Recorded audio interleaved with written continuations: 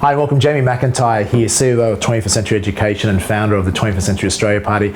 I'm really excited to finally announce our 21st Century Australia policy document. I know many people have been waiting for this to hear about what our party stands for in detail, and here we have it. This will be released later to the media today and out to our members and supporter database early next week. It'll be available to download from 21stcenturyaustralia.com.au. As you can see, it's a comprehensive policy document. There's 24 priority policies in this document. In particular, there will be other policy initiatives that will be released closer to the election date in September.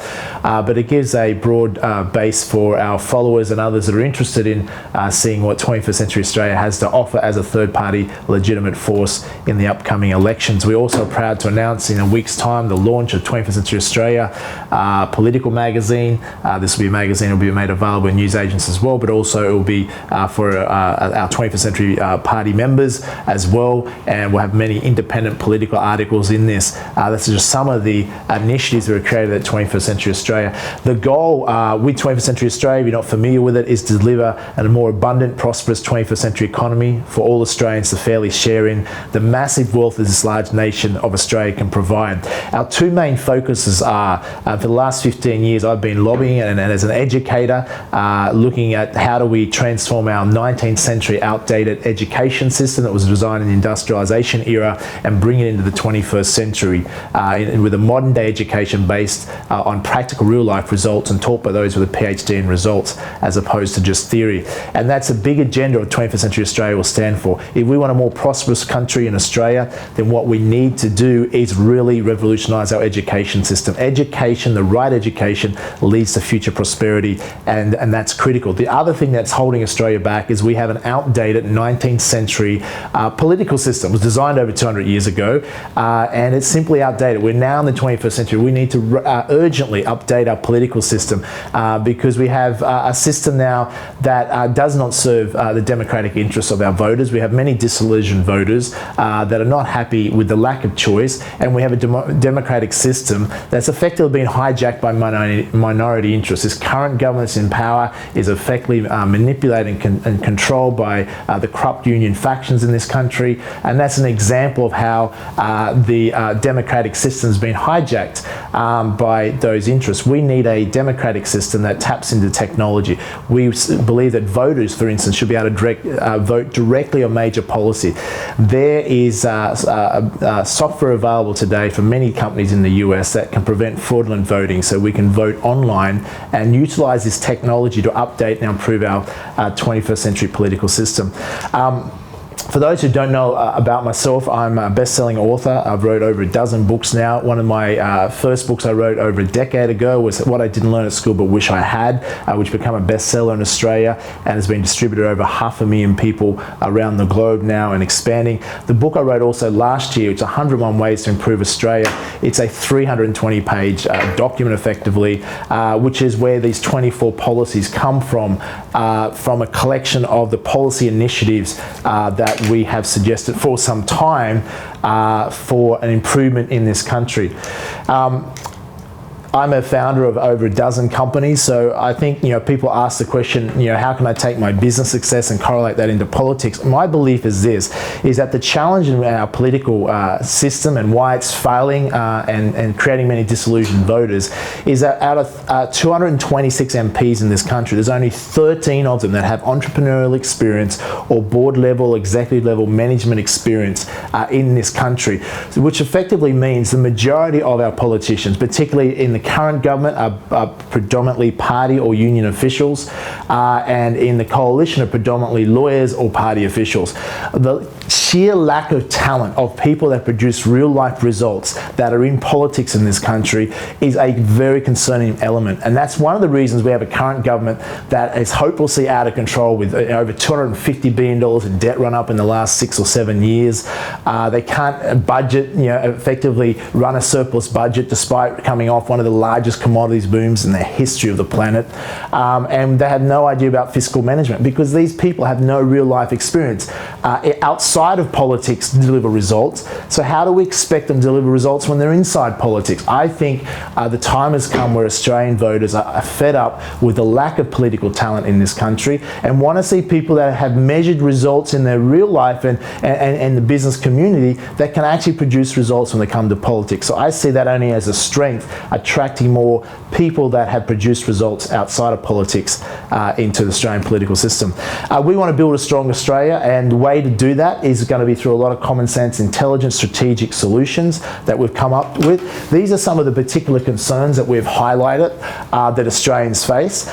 We certainly, as voters, we're not happy about the amount of waste, the increase in debt that we've talked about, $250 billion, running up at almost $3 billion a week, this current government. It's out of control. And then, of course, they invent new taxes to fill the budget black holes, which is just damaging our financial future even more. Australians are concerned about, obviously, increasing pressures on on cost of living rises, electricity and gas prices. Australians have concerns about the increased burdens on business that this current government is imposing, and they simply don't understand the needs of small business.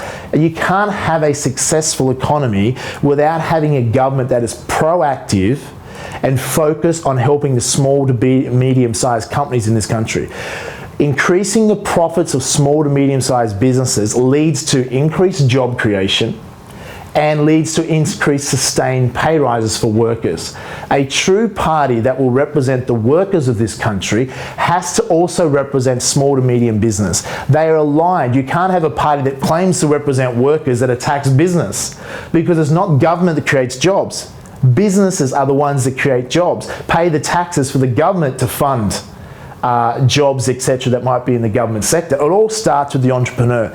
We must have a political party that supports small to medium businesses and creates the environment for businesses to profit, because out of profit comes jobs, and out of profit comes increased sustainable pay rises.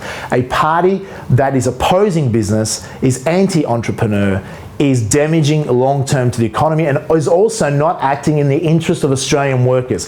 21st Century Australia represents Australian workers and represents small to medium business. Together, they must work together and create a prosperous future. That is common sense, and anyone else that tries to tell you any different is clearly not speaking the truth, and it's clearly into creating class warfare, envy of those who are doing well in this country, to try and desperately get votes to support them. And that is not honest, and that's not true the way that people should run the country, and that's what's holding this country back. Let's speak the truth. The truth is, we need to have a prosperous future for workers and business. We need to have a supportive business environment to create jobs and increase sustained pay rises.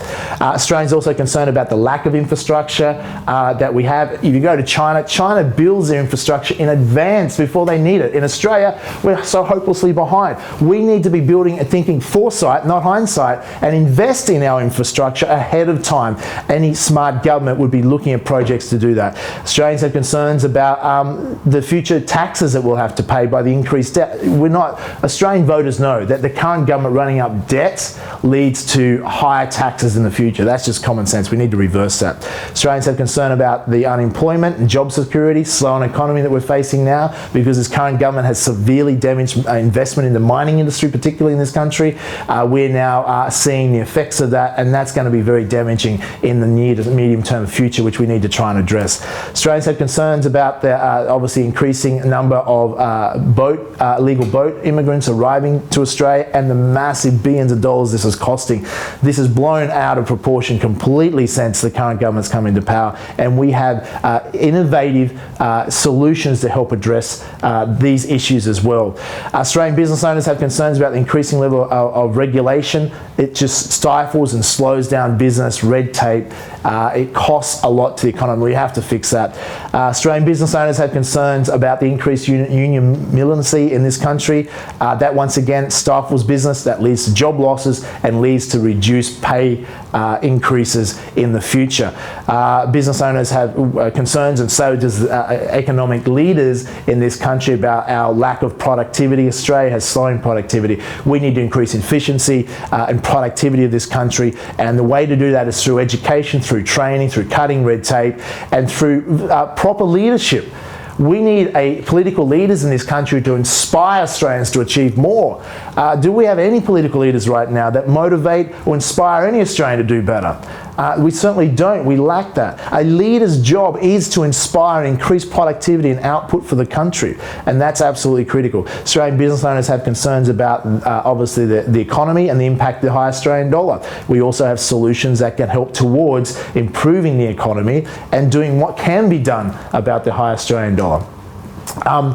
So 21st Century Australia in a nutshell is about bringing our education and political systems out of the 19th century and into the 21st century. These are the two critical areas required to improve this country. Let's look at some of the actual 24-point plan that we have for 21st Century Australia. Let me run through some of those very briefly, and obviously I will be doing a series of lectures, town hall meetings around the country, and some events to make this more available. We are intending to field candidates in the majority of the lower house seats around this country, and also Senate, running for the Senate. That way, a majority of our followers Australia-wide and those who want to support a legitimate third-party choice, so you have a choice between Gillard and Abbott at the September elections, will be able to vote for 21st Century Australia. But we certainly encourage people to check out what we have and what we can offer this country, and I'm sure many people and all the amount of support we've had so far, it has been very positive, as I think time in our political history where Australians have had enough of this political circus they see in Canberra and are ready for change and are ready to support that change. We've had a lot of media interest already through around nationally, and also in Australian Financial Review, to obviously running in New England, where I'll be running against Tony Windsor and Barnaby Joyce. There's been intense media coverage of that, and we would like to see more of that to get our message out there so Australians actually do have a choice come September. There's been some online polls as well, which has also been positive of the support that we're getting in the electorate of New England, where a majority of people are already supportive, even in the early stages of announcing that we'll be running a 21st Century Australia party. Let's look at some of the top 24 very quickly. Then you can read the policy document to see some of these things in more detail. As I mentioned before, number one policy is to create a new 20th century political system that will include voters being able to vote direct on major policy. Imagine this. I mean, we have a system that is forcing people to vote through compulsory voting. Compulsory voting is an admission of failure of the current political system. If you have to force people to vote. If we have a better political system, people will want to vote. If you could vote on major policy, let me give an example. The last election, Julia Gillard said there will be no carbon tax. The majority of people did not support a carbon tax.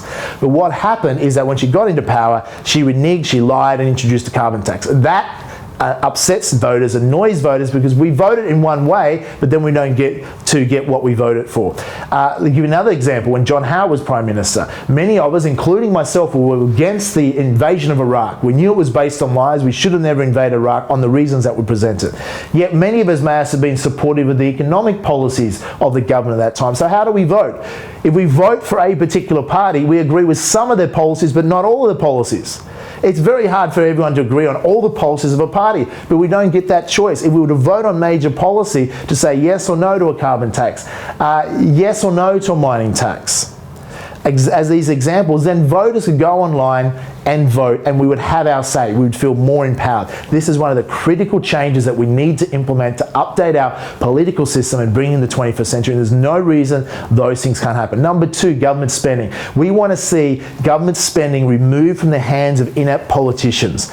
There's a saying when I growing up on the farm is that my grandfather used to always say, never let that fox guard the hen house. And it's a simple analogy, but how important is it? Why would you allow politically inept politicians that have no real life experience control the $360 billion of taxpayers' revenue every year? It's a recipe for disaster. One, they're not financially skilled to manage it, and two, they'll use their political self-interest to bribe the electorates or make promises that the government can't afford. Why do we have an independent board that sets interest rates in this country? We have it for very good reason, because it was left in the hands of the Treasurer and the government. Interest rates would be moved subject to what's politically popular.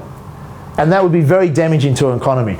Therefore, we need government spending removed and put into the hands of an independent board that would be hiring the best business brains, finance brains, and people representative of the wider community to do cost-benefit analysis and to manage and look after and protect the $360 billion of taxpayers' revenue per year currently, so that can't be wasted. Just these first two changes, that and being able to vote direct on policy alone, would make massive changes to our current political system. Number 3 is education. As I mentioned before, our goal as 21st Century Australia is to bring our current school and tertiary education systems into the 21st century. We already have the curriculum and the tools to do that, and we can deliver that without one single extra cent required for the education budget. Most of these initiatives we can introduce without requiring one extra cent of revenue.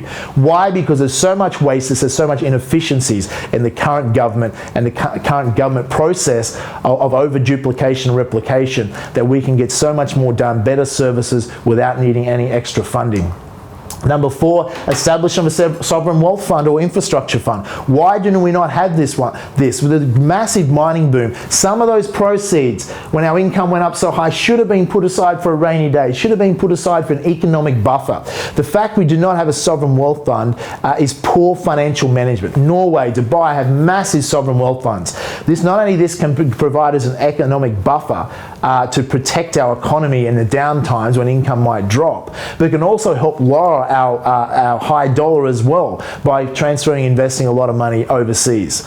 So there's two critical things that can help, but we should have a sovereign wealth fund or an infrastructure fund to assist in the infrastructure spending in this country. Number 5, elimination of state governments. I know this one is controversial, and I've talked about this on radio for the last year, even before the announcement of the 20th Century Australia Party. But we live in a country of 23 million people. The UK has 60 million people. How many levels of government do they have in the UK? Only 2, yet we have 3. We are a nanny state. Let's face it, Australia is over-regulated, over-governed, a nanny state, and we waste billions with the highest paid politicians on the planet, also per capita.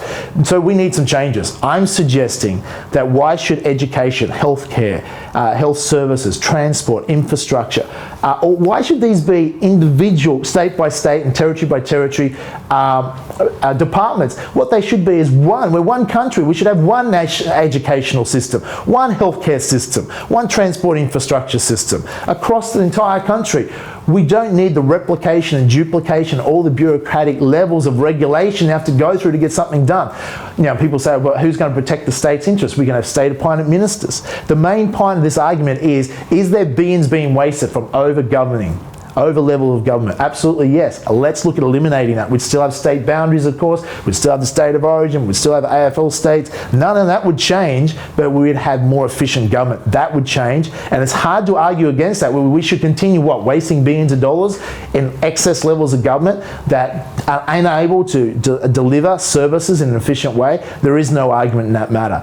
Number 6, removal of the carbon tax, or certainly reviewing the carbon tax. What we want is in this country, the carbon tax effectively is not helping the environment. I'm all for helping the environment, and so this is why we want to change. The carbon tax should change this. It should not be a revenue generator for a government that can't spell fiscal responsibility to fill their budget black holes. That's what the carbon tax is. It's not about helping the environment. Here's what it should be. If we want to help the environment, let's put it to the test. What we should do is carbon polluters should be incentivized, not penalized. Incentivization is much better than penalizing. In other words, let's set a carbon tax, let's call it a carbon fee, much lower than the current carbon tax rate, which is hopelessly overinflated compared to European markets and the global standards. A much lower fee that's not as big as burden on the economy, and that 100% of those proceeds would go into carbon polluters could set up their own renewable energy fund that's government approved. 100% of the proceeds from that carbon fee goes into the renewable energy fund or a government approved energy fund. So 100% of the proceeds go directly to helping the environment. That's smart environmental policy and economic policy, not going into government revenue and not using to bribe certain parts of the electorate. If we want to help the environment, let's use common sense, and this is a common sense strategy, 100% of proceeds in helping the environment. Then it is about helping the environment, not about another tax. Number 7, mining tax needs to be reviewed. Once again, our policy is this: the mining tax caused a lot of damage. Let's have a simpler, more transparent tax. If we have to have a mining tax, let's have a simple federal royalty tax. A small amount that's not going to upset and annoy the mining and not going to deter investment into the mining industry, which is critical. The mining industry has paid like $130 billion in taxes since the year 2000. Give them some credit. Let's not just continually try and raid the golden goose and destroy it. Let's look after industries that are very profitable and successful for our economy, which we all have been benefiting from. I suggest if we have to have a mining tax, it should be a very simple federal royalty tax, and 100% of those proceeds should go into a sovereign wealth fund or an infrastructure fund, not to fill budget black holes that this government has been wanting to use. The current mining tax has failed to raise the revenue, but caused maximum damage internationally to our economy. It's been an object failure and has to go. So we want a simpler tax, if we have to have one at all, and 100% of proceeds into an infrastructure or sovereign wealth fund to create an economic buffer that all Australians get to benefit from. Turn Australia Post into a bank. This has been quite a popular one, and as a result of that, what we want to have is that this could provide home loans much cheaper for Australians. And that's what we want to have. Australia Post has the infrastructure to become a fifth major bank. So that is a super critical and an innovative idea that could be implemented rather quickly. Number 9, review of the power of unions in this country. As I mentioned before, it's blatantly obvious to anyone that wants to do some basic research that the corrupt unions, I'm talking corrupt unions here, I have no issue with honest unions and honest union workers. We need good, honest, transparent unions in this country, but unfortunately the corrupt unions are abusing their power. We need to review the power of unions. I'm going to suggest very simple, the unions should come under the ASIC. They should have to abide by corporations law, just like the businesses that they're attacking so aggressively in this country, and they should also have to pay tax. Why should you and I as voters and business have to pay tax and unions not paying tax? We can't have these secret slush funds. We can't have the abuse of the democratic process. Union power, corrupt union power, has to be brought under check, and by putting them under the ASIC so they have to abide by corporations law, we'll see the elimination of these corrupt union officials, and we'll have more honest, transparent unions so they can truly represent the workers, the interests of the workers in this country, which is so critical. Number 10, I'm suggesting ways to introduce, generate revenue without penalising Australian taxpayers. There's a way we believe we can generate at least $15 billion per annum in extra revenue by introducing immigration visa fees. This has been suggested by many leading professors as well. There's about 200,000 immigrants come to this country every year. Many people around the world, because we have such a great country to live in, would pay a significant amount of money to be able to move here. And then also you could charge even more for people who want to jump the queue. Let's say if people had to pay a $75,000 visa fee to be able to migrate to Australia, that would raise about $15 billion a year. Now, I say not everyone can afford the $75,000 visa fee. Some can afford a lot more, especially wealthy business people that want to invest here, and obviously there could be a lot more benefits from that. But for the average person, they don't have the money. They could go on a HEC-style system when they come here, and they pay back that out of their taxes to pay back that fee. Instead of costing so much money, it would actually raise money. The other issue with it as well, let's look at the people smuggling business. Many of these people smugglers that are bringing illegal immigrants by the boatloads to Australia, and it's costing Australia billions of dollars to deal with this problem, which has become a huge problem since the current government came into power, is we have to remove the financial benefits for people smugglers. We have to remove those. And it's critical that we do that. One of the ways to do that, many of these families are paying $10,000 to $50,000 to people smugglers for a false promise to make it safely to Australia. Unfortunately and tragically, many of them are drowning, etc.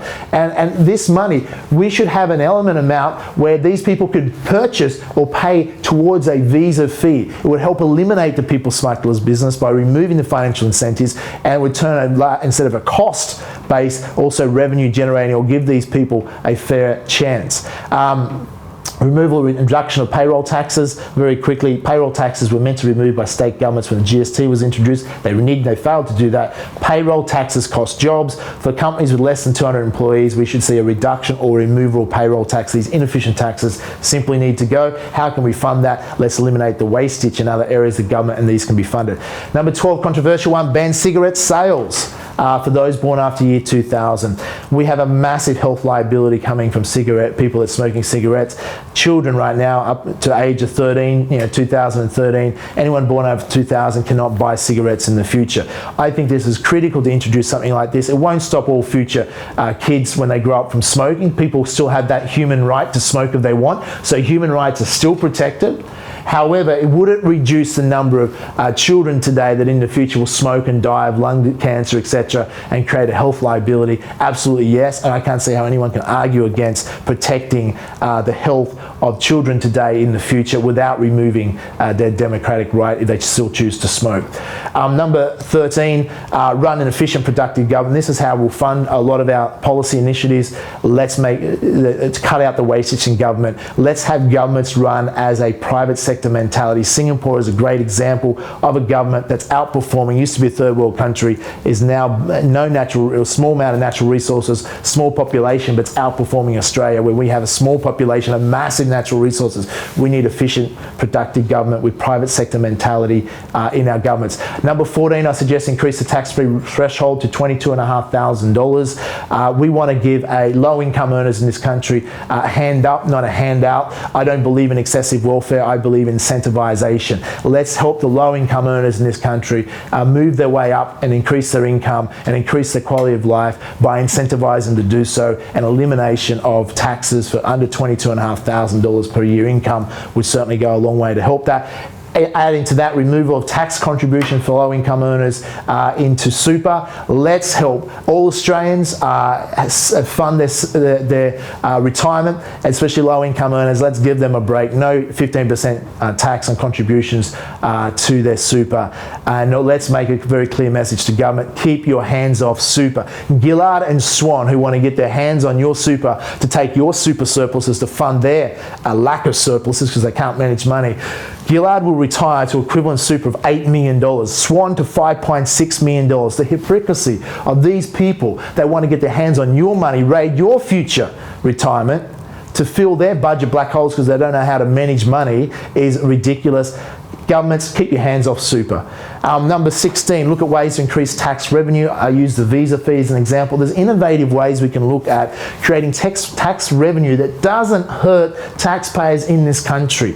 That's what we want to be, innovative, that are paying free taxes that don't hurt Australian taxpayers but can raise taxes maybe offshore or in other ways that are innovative to bring extra revenue into this country. 17, lower the company tax rate. We have one of the highest tax rates in the world, uncompetitive, 28th least competitive tax rate for the corporate tax rates. Here's what I suggest.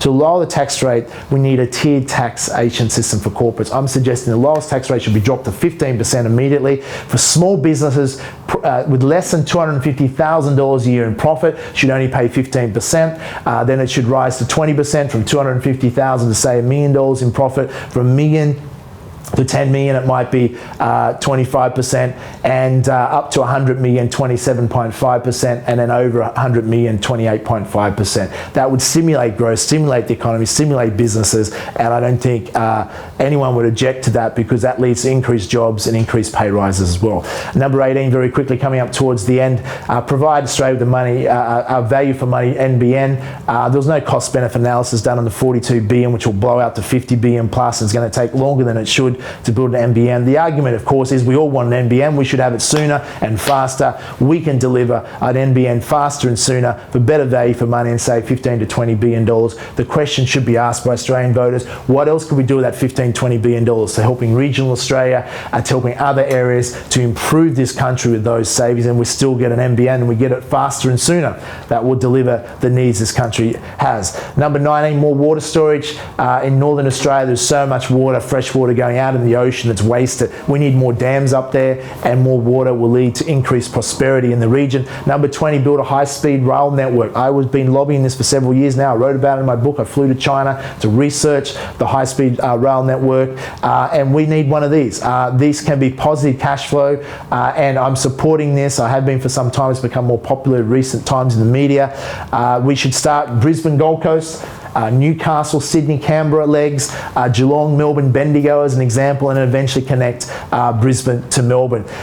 Sure, it's going to cost $100 billion perhaps over time. There's benefits to it though, built in stages. Imagine Brisbane Gold Coast, high-speed railway network, what that would do for the economies of Gold Coast in particular. Imagine Newcastle, Sydney, Canberra linked by a high-speed rail network.